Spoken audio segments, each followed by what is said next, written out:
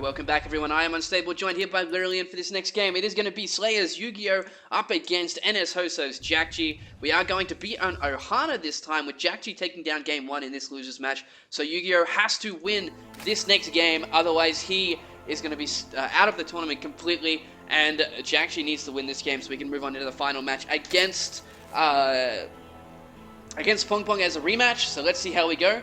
We have, of course, Yu-Gi-Oh up here at the top left-hand corner as our red Zerg. And then we have NSHJjakji as our blue Terran down the bottom right as our...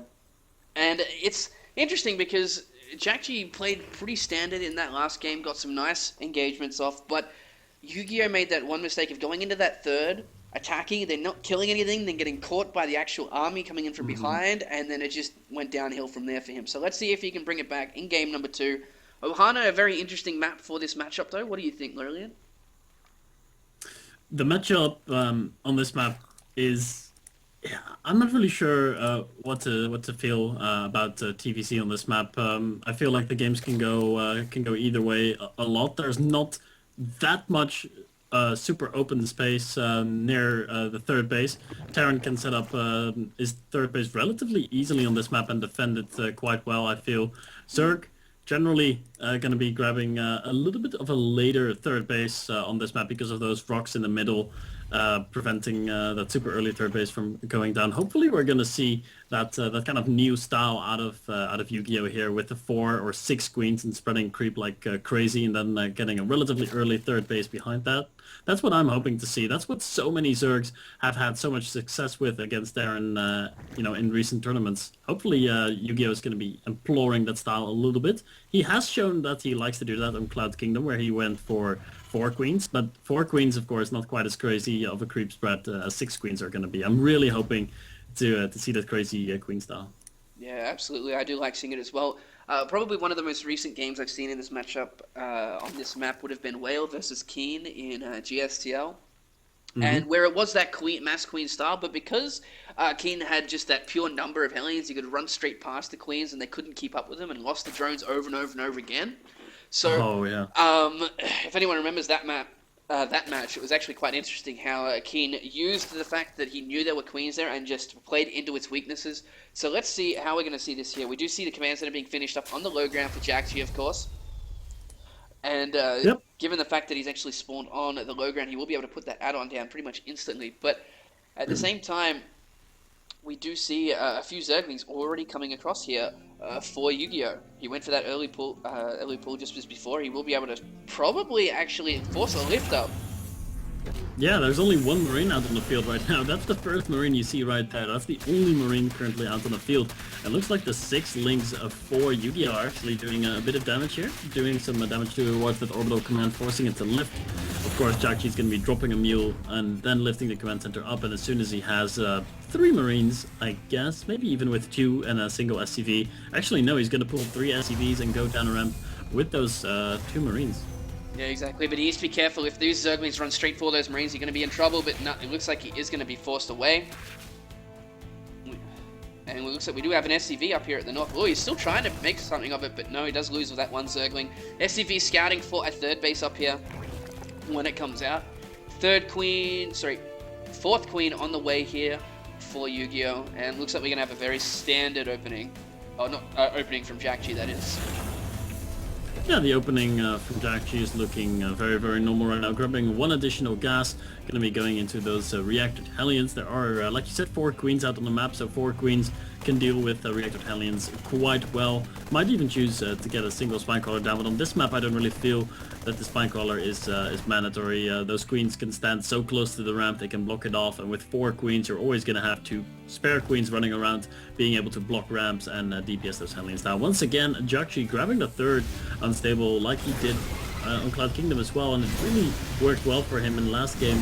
We saw Yu-Gi-Oh respond with an early 3rd and an early 4th in last series, and he's now grabbing that 3rd base again at pretty much the standard timing. This SCV out of Jakji gets the C, so Jakji's going to feel really safe. He knows that no Roach or Baneling all-in is coming, so he can feel very safe about his own 3rd command center that's being constructed on the high ground. Yeah, absolutely. We do see those Hellions took out the Zerglings at the front of the base here for Jakji. We do see an Overlord coming in to see what kind of unit composition is going to be coming out from him. Double eBay, and that third command center is going to be really interesting to see. And Jakji pretty much going for that late game, I feel. He likes to play in the late game in this matchup. And this SCV still hasn't been scouted, but it's done its job. I'm surprised he actually hasn't brought it home yet, because it's just going to die up there if it waits too much longer. But his third base is now connected with creep here for Yu-Gi-Oh, so it looks good for him. He's got all 4 gas. Hasn't started his lair just yet, though. No, he's choosing to get down the double evolution chamber before going into any kind of lair. Once again, producing a few roaches, just as we've seen him do in the last game as well. This game is so similar to the Cloud Kingdom game. It's actually completely identical so far, I feel. Yu-Gi-Oh playing the same style, Jakji playing the same style, 4 queens, double upgrades before lair, a few roaches being produced. This is actually, the same as last game. It's just on a different map. It's a bit more sunny here. Yeah, exactly. So, well, if you think about it, that last game, if you hadn't attacked that third at the worst possible time, the game would have gone on for much longer. So really, if Yu-Gi-Oh just realizes that, hey, I can't do that this game, and then we'll see how it goes, because he did get to that position quite nicely. That SCV finally being taken out by that queen up there. And there's so many creep trimmers on the map now. This creep is going to just go so quickly across that map. And Jakji is now adding 2 extra barracks, and a starport. He's going to be able to move that command center over very shortly as well, because he does have his tanks out now. But he hasn't actually started siege mode. Interesting. There he goes. Just as you say that, it's always the way. Yeah, it's always when casters notice it, the players notice it. It's like, oh, he doesn't have siege tech yet. Starts siege tech. Sometimes you think they have got some kind of gift that they can hear us. But I guess we are players ourselves. We play the game, and when we notice something isn't happening, there's a very big chance that Jakji is going to notice it at about the same time. Like, oh, wait, I'm not getting this, and he gets it. So good for Jakji, he's getting his siege tech, and he's going to be securing his third. As I was talking about earlier, you can relatively easily defend your base on this map with siege tanks positioned near your third, and a wall off at the front to protect you from any kind of bust at the front.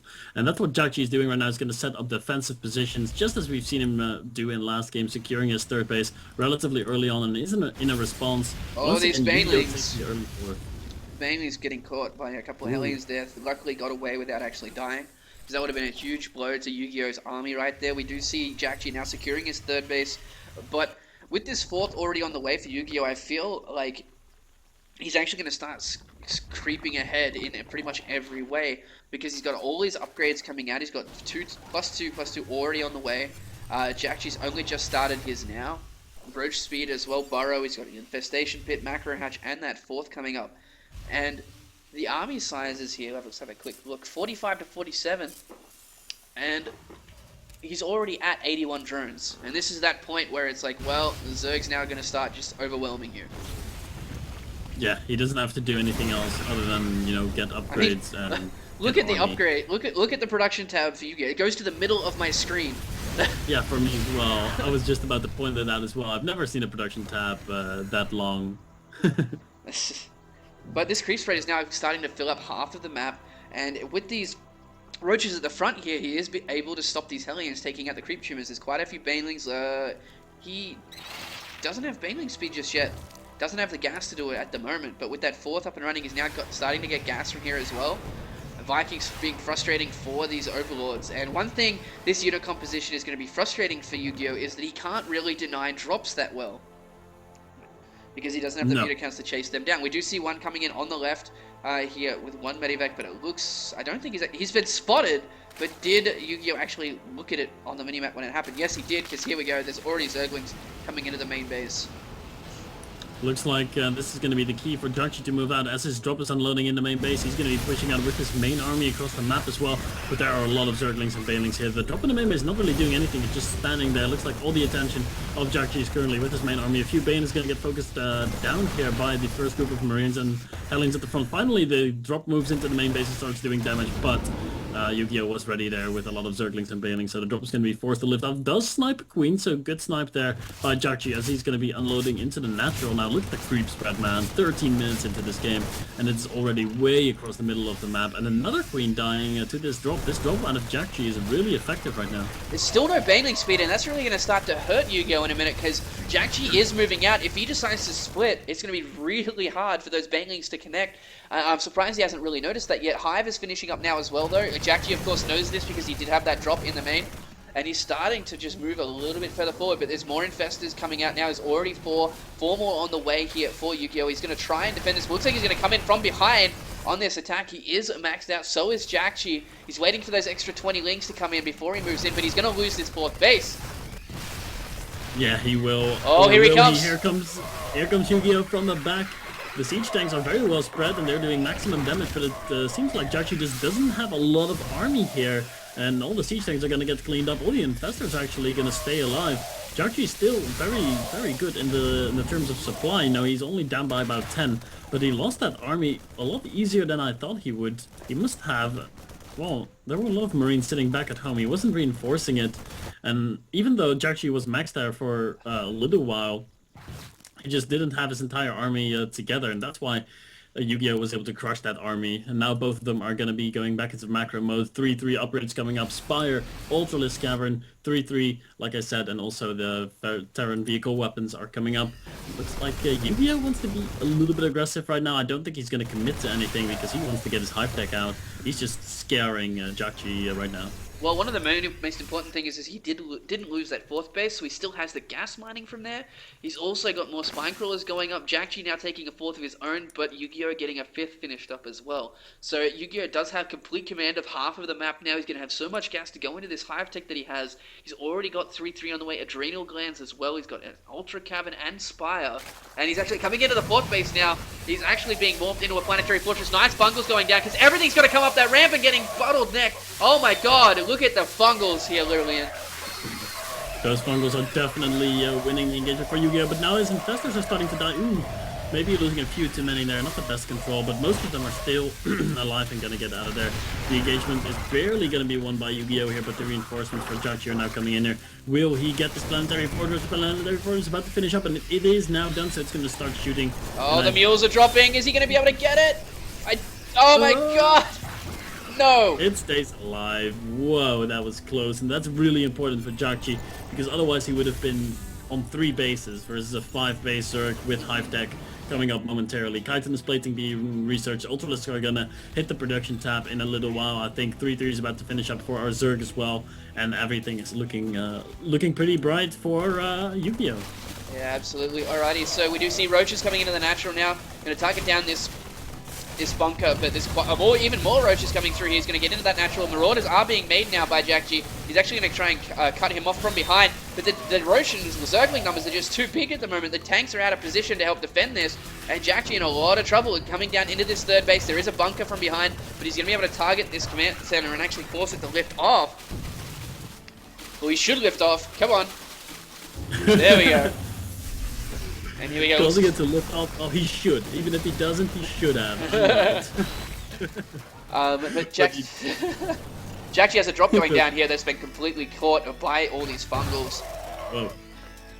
Yeah, I just got the tail end of that. All those Marines exploding with a loud ugh. So that's a good pick off there. Jakji, trying to find holes in the armor that is Yu-Gi-Oh! Right now. But Yu-Gi-Oh! Is still looking really good. Did he ever produce any Ultralisks? I don't think he did. No. He just got the Chitinous plating, and he has the option of switching into 3-3 Ultralisks at any moment at the time, or actually 5-3 Ultralisks if you take the Chitinous plating armor upgrade into account. So they are an option, but they're not coming out right now. Here come a few Zerglings. I'm not sure about this attack though. Well, he could just be trying to free up a little bit of supply. Yeah, I'm pretty sure that's exactly what it was, because 8 Brutal Lords are now on the way. And his creep spread is just absolutely phenomenal. Jakji is backed into a corner in this game, and Yu-Gi-Oh! Just looking so good right now. He's got all these extra bases. He's got the gas. Well, he did have the gas back until he made those 8 Brewers. But Jakji moving out now, getting caught with quite a few fungals. Oh, his units are on the ramp! If Yu-Gi-Oh! Notices, he can fungal every single one of those. And look at this, he's actually going to start losing these roaches, but it's something he doesn't really need right now. There's all these Broodlords and now forcing Jakji to run away. These tanks getting picked off by the Broodlords as they come back. He does have that planetary here, remember, so we will be able to sit in a nice defensive position. But a good defensive position here for Jakji, but he doesn't have any Vikings out on the field right now. The first 2 Vikings are in production, 2 emergency starports going down, even repairing the planetary fortress here. I'm not sure how useful that's going to be. There are a lot of infestors in the back. A few Marines are starting to get some shots out on the Broodlords, but all the Broodlords are still left alive. Not a single one has died. The ground army not that strong for Yu-Gi-Oh right now. Here come the Zergling reinforcements that he needed. More fungals dropping down on the bio, and the army for Jakji is getting whittled down. Even though the supplies are equalizing right now, I still think that Yu-Gi-Oh is in a pretty good position. He still has all his bases mining on the back of this. This planetary fortress is being repaired, and it's costing Jakji so much money to keep it alive. A few Marines trying to come up from the right side, but they get intercepted by the Zerglings. The Marauders trying to run forward, snipe some infestors. Oh, that's scan made by Jakji. All these infestors are almost about to die. Then we got those Vikings coming through, Corruptors coming to back those up, but now Jakji moving forward, and these infestors are easy pickings for him, remember, because of all these units. There's still only tanks left though, and they're getting fungled as well. These Broodlords are going to finish these guys up really quickly. And like you were saying, the supply is still pretty even, but Yu-Gi-Oh can afford to do this, just keep trading like this over and over again. Oh my god, all of those infestors gone. And now, yeah, he did lose a lot of his infestors there, but that fungal on the Marines was really good. The medevacs are now all going to be dying off, and there's not much anti-air left here. Here come 2 Vikings. Are those 2 Vikings going to be what he needs? I don't think... Oh, well, actually, maybe they are, because there's not that many Broodlords left. Only 3 Broods left alive here, and I think the engagement is going to end for now. Yu-Gi-Oh is going to have to go back home, make a few extra Broodlords, make a few extra Corruptors, and maybe, yeah, it's going to be, whoa, 10 extra infestors on the way right now, unstable. So he's going to go up back to the 14 mark with those infestors, and we'll be having a close to, you know... Oh, we have a run by into the natural here. It's actually going to not really kill all that much, but he will be able to target something down if he wants to. Oh, the supply depots aren't done up, but he will be able to pick off quite a few of these Marine reinforcements as they're just coming out one at a time. Giving him giving Yu-Gi-Oh time to get those extra infestors out, and it's really the infestors that are going to really seal the deal for him here. Remember, he's got creep spread up until the doorstep of Jakji in every possible way. He's got Lings buried all over his main base. He's coming back in with these extra Broodlords, but he doesn't actually have any ground support for these infestors. No, that's an issue that I'm seeing right now. Is well, those siege tanks are going to be pretty powerful against this if they get in the right position. Oh, fungal on the Vikings. Oh, that's really important. But do we have any Corruptors to finish them off? No, we only have Fungals. Ooh, the Infestors taking some fire there. Here come the reinforcing links that Yu-Gi-Oh also desperately need. There's still 5 Vikings left, and they do not have that much HP remaining. I definitely see Yu-Gi-Oh being able to continue pushing here, but it looks like he wants to readjust and go for another Zergling run by, as we've just seen him do. He's going to do the exact same thing. Exactly, we do see these Zerglings coming into the natural now, but is Yu-Gi-Oh going to do anything other than that? It looks like he's just going to try and run in to that natural. It does get cleaned up, but he's actually down 10 supply right now, but the tech he has really helps against this, and Jakji is now mined out in his main. He's pretty much mined out in his natural. His third base is going to finish up shortly, and this is going to give Yu-Gi-Oh the resource advantage. He can afford to keep pushing and pushing and pushing with this, because there's no way that Jakji is going to get this extra base over here on the right. Not a chance. No, there's no way. That's definitely not going to happen. In fact, Yu-Gi-Oh is going to try to get that base. I was just now thinking, I mean, yes, Yu-Gi-Oh is continuing to trade, and trading is good, but does he trade cost efficient enough? And if you take one quick look at the units lost tab, you can definitely see that he's trading in a cost efficient way. I mean, he is behind in resources lost, of course, but he has that extra base. So he has that 5th base, maybe even, oh, no cancel on that bottom right base there, unstable, that Yu-Gi-Oh was trying to get down. 2 Marines. Did 2 Marines just kill a hatchery? That's pretty cool. We do see another drop coming down here at the 4th base, but completely cleaned up very quickly. But oh, actually, this one Marine's going to live because the medevac's keeping it alive. There we go. It's cleaned up. We got sensor towers in every position here for Jakji, and this is really a point where it's just going to be a standoff for both of these guys. They're both maxed out. Neither one of them wants to actually engage. Oh, look at this. We got infestors. Where are they going? Yeah, where are they going? By the way, infestors. There's already 18 of them on the field, and Yu-Gi-Oh's making 5 more, so he's going to go up to 23 infestors. Oh, here he goes. Fungles on a lot of those Vikings. Is he going to drop any Infested Terrans for that? No, he's just going to continue to fungal these, use only energy to take these out. But Jakji moving out at the same time. There are so many Vikings here. Lillian does get a nice fungal off, but he needs to be really careful. He has no ground support for any of these units, and Jakji's splitting up his Marines quite nicely right now. There goes some more fungals, but look at these Broodlords. They are dropping in health quite quickly, and there are still 10 Broodlords on the field, but Jakji forced to pull back as there is a run by into the natural and into the main.